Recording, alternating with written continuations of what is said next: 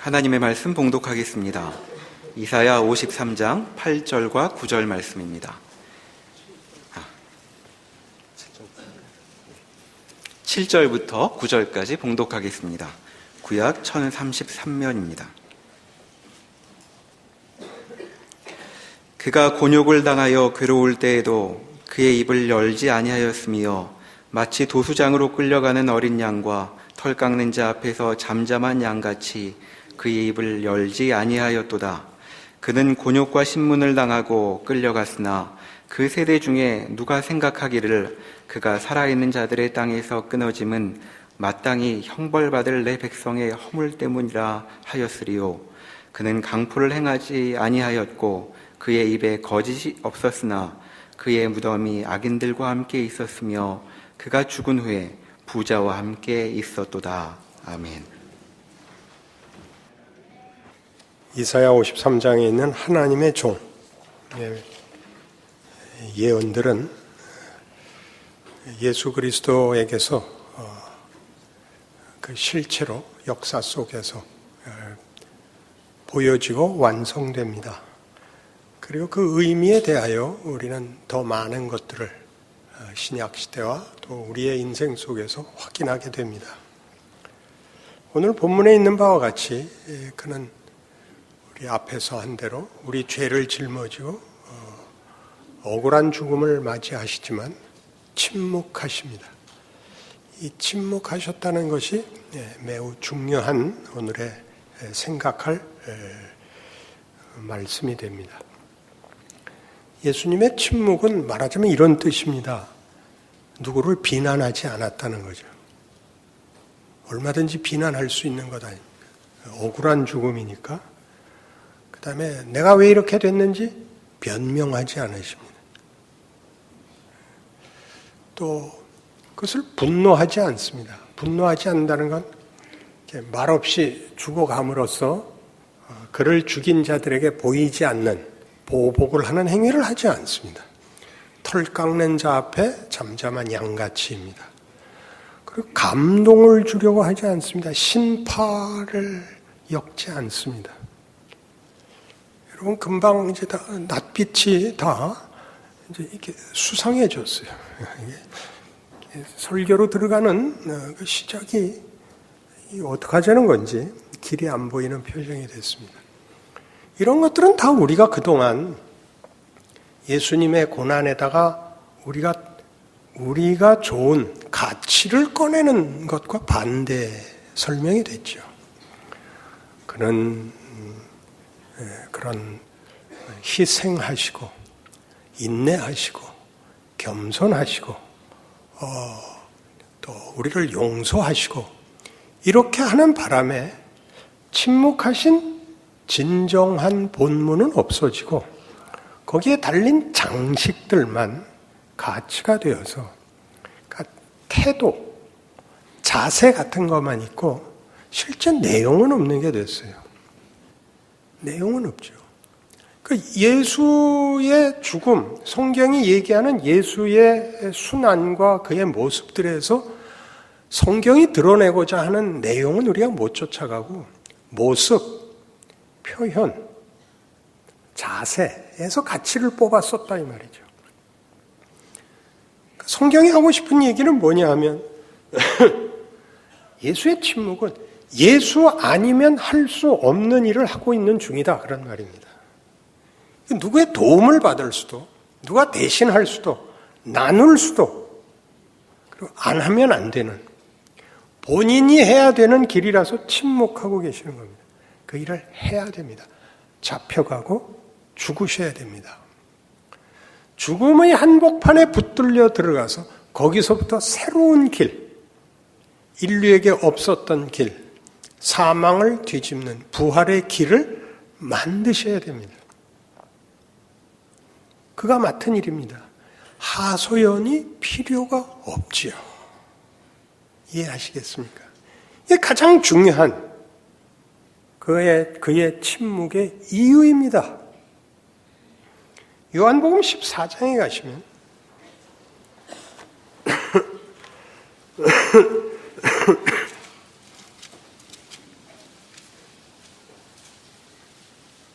요한복음 14장 1절부터 봅니다. 너희는 마음에 근심하지 말라. 하나님을 믿으니 또 나를 믿으라. 내 아버지 집에 거할 곳이 많도다. 그렇지 않으면 너희에게 일렀으리라. 내가 너희를 위하여 거처를 예비하러 가노니 가서 너희를 위하여 거처를 예비하면 내가 다시 와서 너희를 내게로 영접하여 나 있는 곳에 너희도 있게 하리라. 내가 어디로 가는지 그 길을 너희가 아느니라. 도마가 이르되 주여 주께서 어디로 가시는지 우리가 알지 못하거늘 그 길을 어찌 알겠사옵나이까. 예수께서 이르시되 내가 곧 길이요 진리요 생명이니 나로 말미암지 않고는 아버지께로 올 자가 없느니라. 우리가 서두에 시작한 바와 같이 예수의 죽음의 어떤 비장함, 영웅성 같은 것들로 그 내용을 대신했던 것 같이 우리는 어떤 가치들을 개념으로 추상 명사로 가지고 있지 그 실체를 보통 모릅니다. 그 실체란 성경적으로 얘기하면 내가 길이고 내가 진리고 내가 생명입니다. 예수께서 그렇게 얘기하는 건 우리의 기대와 훨씬 다릅니다. 우리는 실체는 따로 있고 개념은 따로 있는, 그래서 이 실체가 개념을 추구하는 것으로 생각하는데 성경은 그 개념은 실체라고 합니다.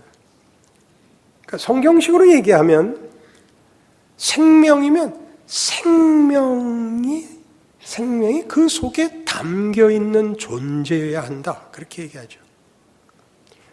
우리 생각과 많이 다르죠.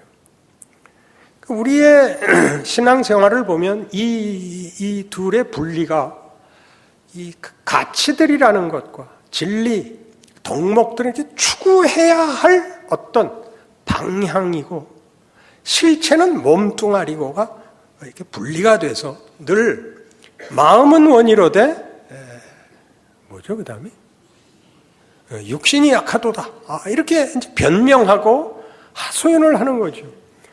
예수는 다릅니다.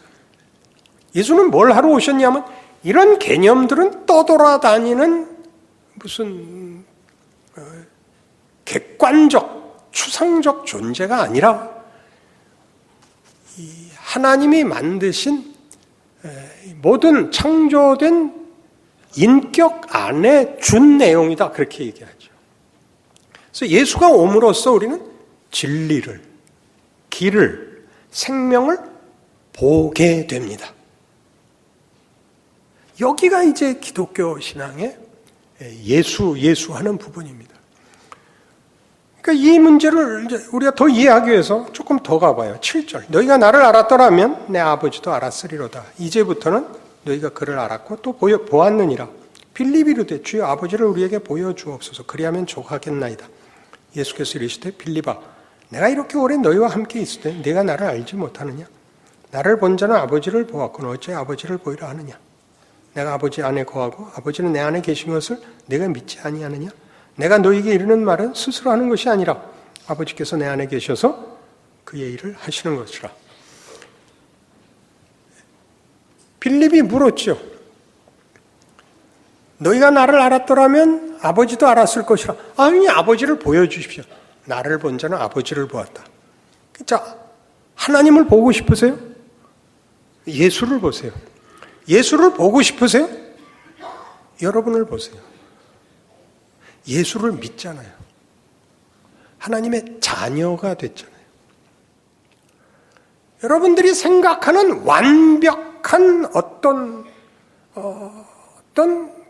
그 덕목의 덩어리가 되고 흠없는 윤리를 지키는 것이 아니라 그런 모든 부족함과 부정적인 것을 가지고 있음에도 불구하고 하나님의 자녀인 이것이야말로 하나님이 그 아들을 보내신 것이요 우리를 만드신 것이요 우리를 구원하려 하시며 사랑한다는 살아있는 증거입니다. 여러분이 하고 싶은 얘기 많죠. 여러분이 하나님의 자녀고 믿음을 가졌으면 한 점의 흠도 없었으면 좋겠고 그래서 여러분이 완벽한 확신 속에 있었으면 좋겠고 하나님은 그 말하자면 반대로 일하시는 것 같아 보이지 않습니까? 여러분이 아무것도 쓸데없는데 스스로나 제3자에게나 여러분 마음속에 뭔가 교회 종소리만 들으면 요새 종을 안 쳐서 아쉬운데 교회 종소리만 들으면 속이 불편한 거 그 중요한 하나님의 계심과 그 아들을 보내신 것과 나를 만드시고 사랑하시고 구원하셨다는 증거다라고 성경은 얘기하고 싶어 합니다. 그럼 이런 일들에 대하여 우리가 가지는 불만은 뭐죠? 그런 존재가 됐다는 거. 나를 본 자는 아버지를 보았다라고 얘기할 수 있는 거야. 야, 너 예수 믿는다며? 하나님 보여봐. 야, 날 보면 모르겠어? 야, 네가 뭐 잘하는 게 뭐 있어? 글쎄 말이야. 아무것도 못하는데 내가 왜 예수를 믿지? 응? 생각을 해봐. 세상에 기적이 이거보다 큰 게 있어? 응? 그거야 그렇지. 너야 공부도 못하고 너야 꼴통이었고 너야 늘 우리끼리 너 왕따 시켜. 글쎄 말이야. 그게 믿잖아. 그래도 모르겠어 이 빙신아. 아 그냥 해야지. 그래도 모르겠어. 내가 암만 못 났어도 내가 그럼 정신병자였어? 내가 아닌 걸 기라고 우겼어? 아, 나도 사지가 멀쩡하고 눈깔 두 개고 똑같잖아. 내가 믿잖아. 야, 너 그럼 믿으면 너 잘해? 야, 어떻게 잘하겠냐, 내가. 학교 때도 못했는데 어떻게 예수를 잘 믿겠냐. 근데 아닌 게 아니니까 나도 환장하겠지. 그 증거를 하는 거야. 무엇이 우리에게 일어나고 있는지, 우리가 우리 자신 안에 무엇을 소유하고 있고 우리 영혼이 우리에게 무엇을 증언하고 있는지를 놓치면 예수께서 오셔서 한 일, 그래서 내가 하지 않고 내 속에 들어와 버린 너는 내 자녀다, 떨쳐버릴 수 없는 신자된 이해, 감각, 그걸 확인하게 됩니다. 그러니 이런 문제들에 대해서 우리가 가지는 자신이 기왕 예수를 믿고 하나님의 자녀가 되었고 보혈의 공로로 구원을 얻었으면 좀 더 나은 사람이 되고 싶은데 되지는 않고 마음에 들지는 않고 아닌 건 아니고 그래서 자신의 정체성을 부정적으로 가지기 시작하는 것이 비난입니다. 자주 기독교에서 자주 쓰는 것이 이제 천주교 욕하는 거죠. 그들은 왜 교황은 만들고 지랄이야. 놔두세요. 잘 믿자고 그러는 거예요. 잘 하자고. 영국은 왜 아직도 왕을 데리고 있지? 그렇게 얘기하는 거예요. 잘하고 있잖아요. 그 왕을 죽이라고? 그러면 더 잘 된다고? 그건 잘하는 문제예요. 그 조직, 그런 규칙 속에서 누가 잘하느냐라고요. 그러니까 여러분이 자신의 신앙을 더 잘 가지고 더 키우기 위하여 스스로에게 허락된 예수로 말미암아 주어진 현실, 사실, 운명을 이해하여 쌓아나가지 않으면 배타적 정체성을 확인하게 된다고요.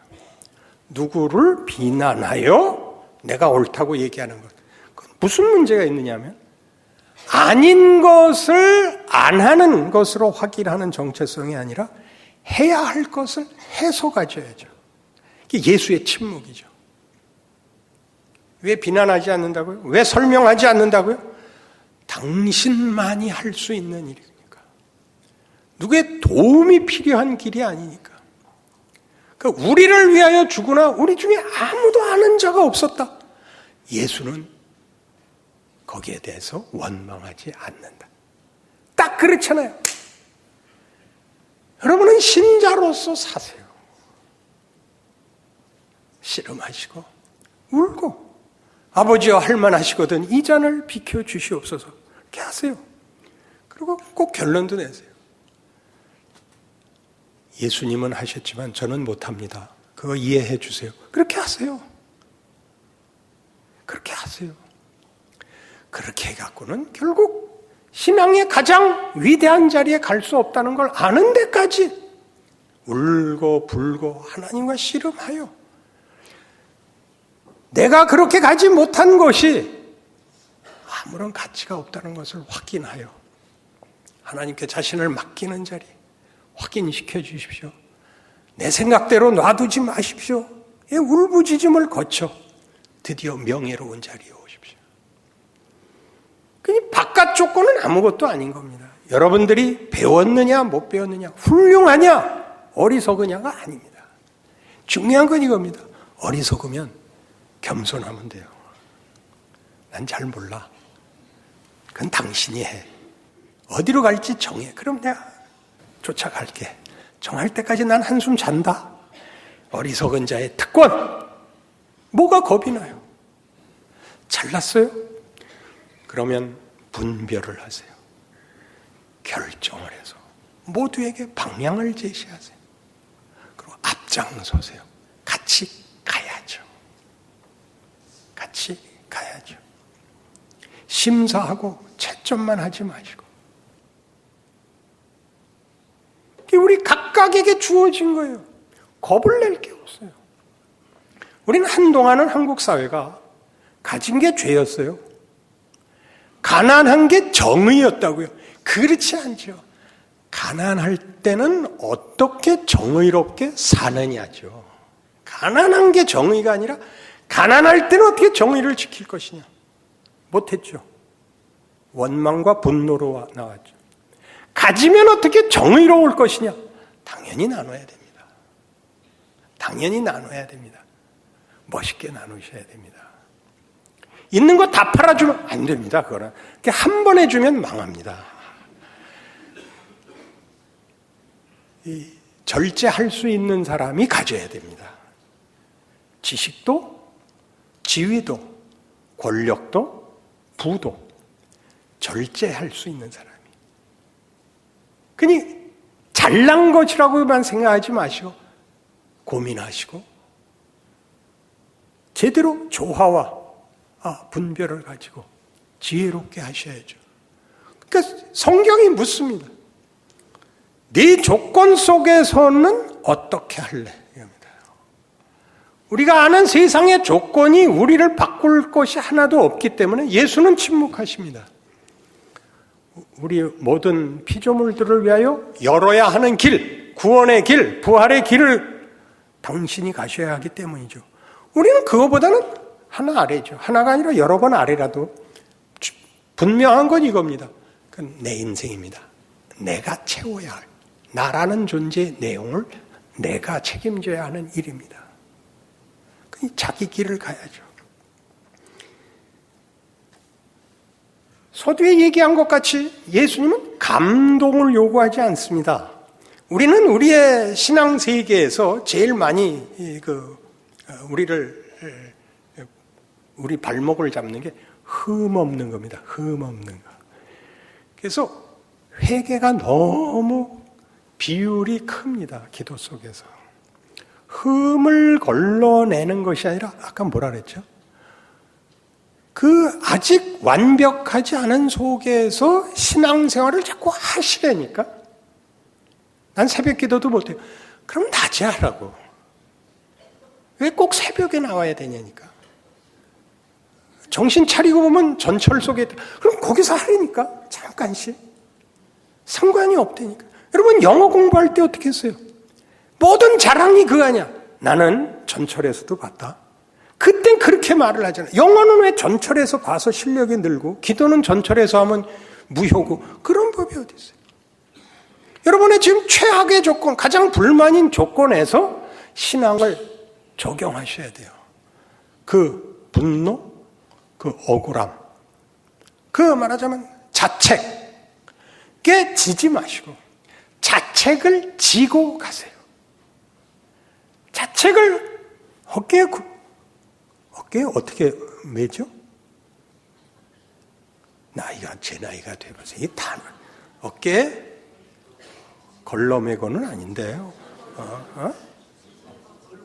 걸머지고 좋았어요. 메고 가셔야지. 이거 붙잡고 울지 말고 걸머지고 가야죠. 하루씩 하세요. 하루가 또 오잖아요. 어제는 실패했다. 그 그건 어제고 오늘은 새판 고스톱도 끝나면 새로 치는데 뭐가 거기? 야, 이번엔 점 천이다. 새로 하시라니까. 매일 나가시라고. 매일. 그게 이 얘기예요. 그는 침묵하셨다 이 얘기라고요. 우리 여기가 없어요. 여기가 굉장히 미약해서 전부 다 원망하죠. 나라, 경제, 국회의원. 그 바람에 교회는 좀 가라앉았어요. 너무나 다행인 것 같아요. 우리는 국회가 잘하기를 원치 않아요. 교회, 목사 다 있죠. 암만 그래도 소용없어요. 여러분은 누구에게 자신의 인생과 자신의 존재를 떠넘길 수 없습니다. 침묵하셔야 돼요. 그래서 요한복음 1장에 가시면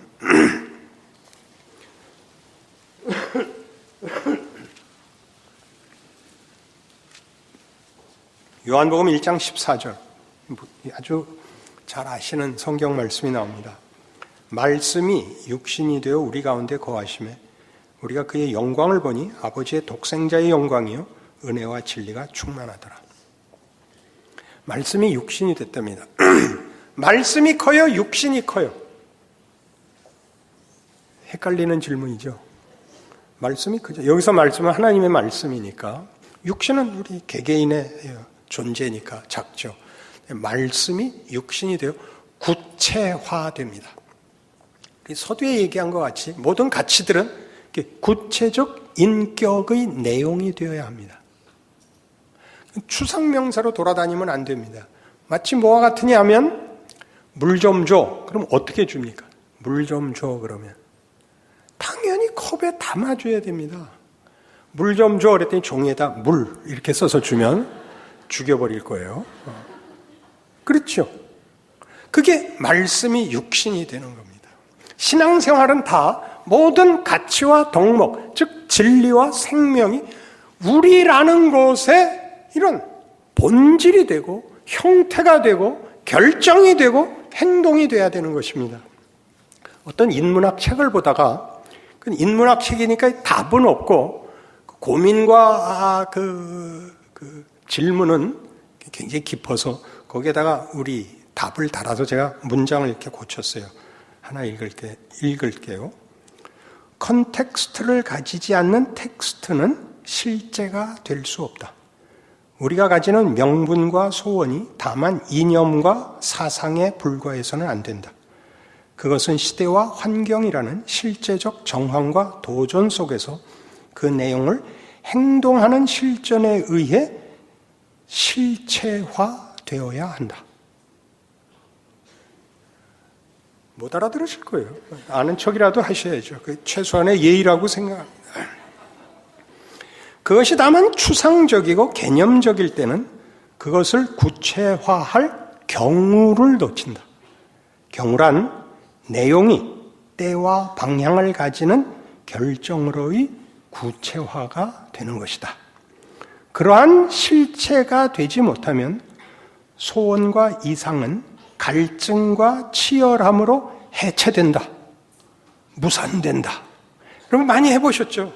금식 기도도 해보고 철야 기도도 해본 그 열정과 그 헌신에도 불구하고 하는 동안은 한 것 같고 끝나면 아무것도 아닌 기억나십니까? 부흥회로 모여서 은혜 받고 다 울고 교회 문을 딱 나서면 사우나에서 나온 것 같이 그랬던 기억나십니까? 어떻게 실체화해야 되는지 자신의 것으로 가져야 하는지를 몰라서 이 추상명사와 소원은 연결되어 있는데 나 자신이 그게 담아지지는 않는 것 때문에 이게 오래 걸린다는 사실도 그리고 결국은 여기다 담으려고 한다는 사실도 말씀이 육신이 됐다는 사실도 우리는 연결시키지 못했었던 것입니다. 그러니 우리의 인생은 최악의 조건이 세상이 말하는 최악의 조건이 아닙니다. 우리에게는 어느 조건도 괜찮은 것입니다. 예수께서 말씀하신 바와 같이 나를 따르려거든 자기를 부인하고 자기의 십자가를 지고 나를 쫓을 것이니라. 이렇게 어마어마한 말들을 우린 뭘로만 쓴 거예요? 말이 그렇단 말이지로 썼잖아요. 그렇게 일어나는 인생에 대해서 늘 원망이죠. 하나님 도대체 들어주신 게 뭐예요? 어떻게 하자는 거예요? 우리나라는 왜 이래요? 그렇게만 했지. 그게 실제로 우리 생에서 우리를 고민케 하고 우리를 울게 하여 나를 만들고 있다는 건 하나도 몰라서 넋두리만 있지. 넋두리, 원망, 해설. 해설하지 마시고 경기를 하라 그랬죠. 해설을 하지 말고 경기를 해라. 그래서 우리는 이 모든 것들이 가지는 성경의 중요한 핵심이 이런 식으로 일하시고 이렇게 요구하시고 이렇게 증언하는 모든 것이 이것 때문이라는 걸 알게 됩니다. 하나님이 우리를 사랑하시고 우리로 하나님을 사랑하게 하며 우리로 사랑으로 충만하게 하시기를 원한다는 걸 알게 됩니다. 갑자기 느닷없이 사랑은 왜 튀어나오는가? 이 문제 때문에 그렇습니다. 요한 1서 4장.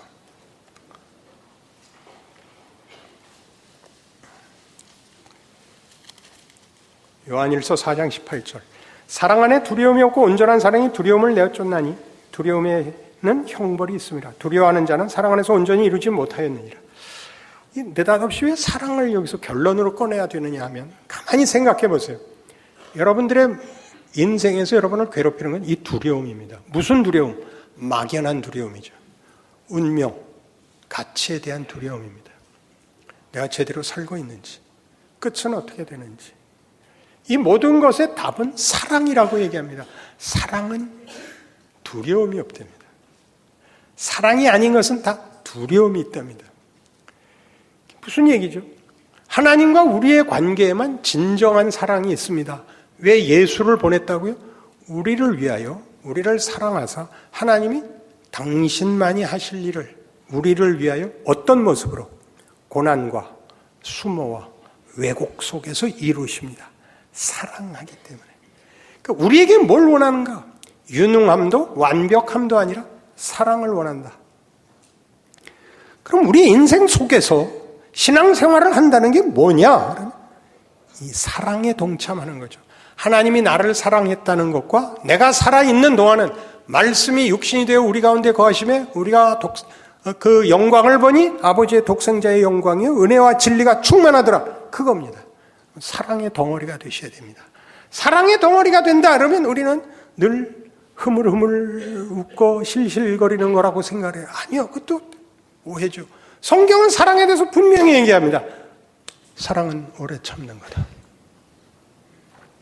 무례히 행치 않는 거다. 성내지 않는다.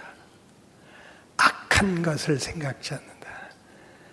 저 새끼 저러다 죽어라. 이러지 않는다. 침묵한다. 그래서 여러분을 보면 이게 사랑이구나. 이게 사랑이구나. 온갖 위협과 시험 속에서 매일 한숨이 나오고 비명이 나오는 속에서 예수 그리스도로 말미암아 구원을 받았다는 하나님의 목적과 대상으로 하고 있는 존재는 어떤 존재인가? 뭘 갖고 있는가에 대한 답입니다. 여러분 간단하지 않습니다. 여러분이 옳고 그르고 도덕적으로 고결하고 천박하고 그거보다 훨씬 큽니다. 자식을 위해서라면 저잣거리에 나가 싸울 수 있는 그 유명한 사진작가 국제시장 그 사진 속에 이 좌판 깔아놨다가 그 단속반에 걸려서 이 머리채 이렇게 잡아서 휘둘리는 그 사진이 있습니다. 왜 법을 어겼냐죠? 왜 어겼겠어요? 애들이 굶으니까 어겼죠. 나라에서 그럼 복지 정책을 해서 애들 다 먹이고 그럼 그렇게 하다가 그거 만들 때까지 기다리다 다 죽었다니까요. 그러니까 나와야죠. 여러분의 인생 속에 여러분이 당하는 모든 어려움과 해결이 안 되는 속에서 사랑으로 살아낸다는 것이 무엇인지 매일매일 겪고 시험하고 도망가고 하나씩 배우고 해가 가면 갈수록 나아지는 거죠. 이 길로 가는 거죠. 하나님의 일하심입니다. 하나님만이 하실 수 있는 것, 우리도 해야 하는 것. 나를 본 자는 아버지를 보고, 나를 믿는 자는 내가 하는 일을 저도 할 것이요, 또한 이보다 큰 일도 하리라. 아멘입니다. 여러분의 인생과 존재를, 하루하루의 현실을 예수님으로 살고 있다 기억하시는 그런 믿음과 승리가 있기를 바랍니다. 기도하십시다. 하나님 아버지, 은혜를 감사합니다. 현실의 시험과 위협 앞에서 우리가 가진 것이 무엇이며, 우리가 소망하는 것이 무엇이며, 우리의 힘이 무엇인지 보여주는 나날이라는 것 기억하고 이기게 하여 주옵소서. 포기하지 않고 타협하지 않고 싸워나가 울고 후회하고, 그러나 다시 일어나서 예수 안에서 부활이 있었던 것 같이, 십자가가 승리였던 것 같이 우리의 눈물과 한숨도 승리가 된다는 것 확인하는 날을 주시옵소서. 예수님 이름으로 기도합니다. 아멘.